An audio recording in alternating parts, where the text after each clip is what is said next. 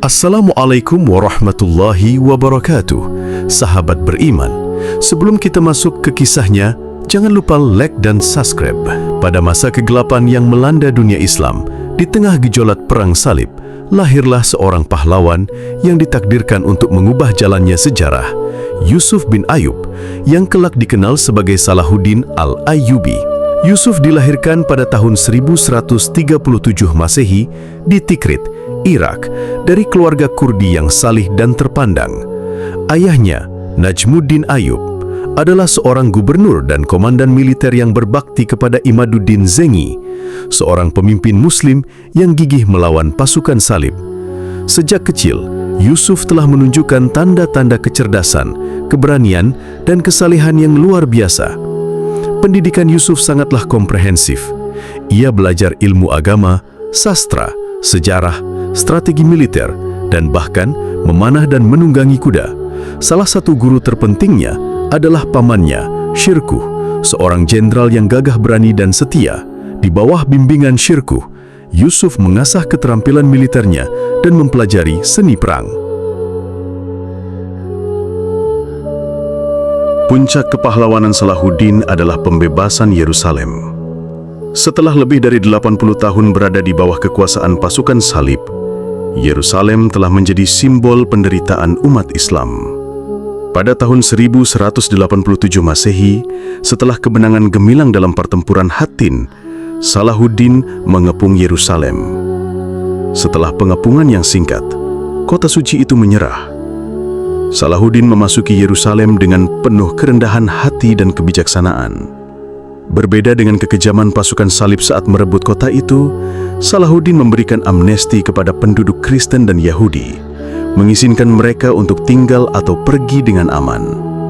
Ia bahkan membantu membayar tebusan bagi orang-orang miskin.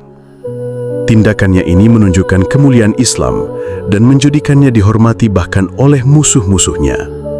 Salahuddin al-Ayyubi meninggal dunia pada tahun 1193 Masehi di Damaskus, meninggalkan warisan kepahlawanan, keadilan, dan kepemimpinan yang tak terlupakan. Ia adalah seorang penyelamat Islam sejati yang tidak hanya mengembalikan kejayaan umat Muslim, tetapi juga memberikan contoh tentang bagaimana seorang pemimpin harus bertindak. Kisah hidupnya terus menginspirasi umat Islam di seluruh dunia hingga saat ini.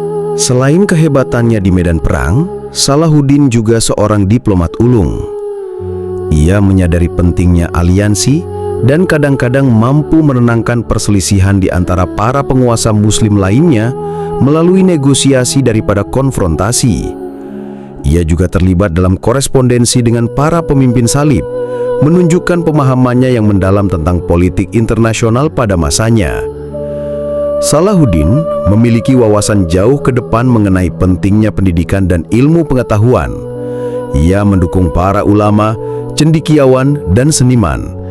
Banyak madrasah, sekolah, dan perpustakaan dibangun di bawah pemerintahannya yang membantu melestarikan dan mengembangkan pengetahuan Islam.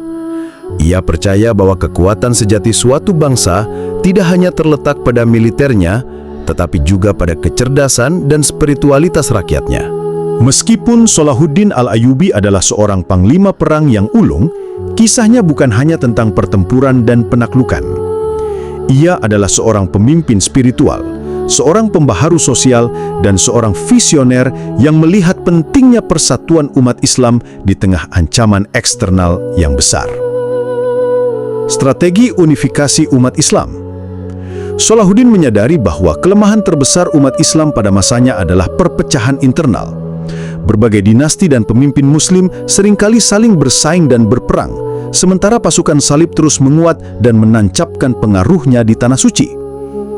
Misinya yang paling penting, bahkan sebelum membebaskan Yerusalem, adalah menyatukan hati dan kekuatan umat Islam.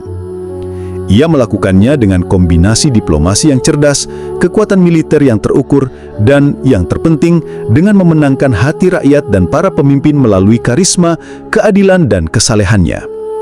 Ia tidak memaksakan kehendak dengan tirani, melainkan dengan meyakinkan bahwa persatuan adalah kunci kelangsungan hidup dan kejayaan Islam.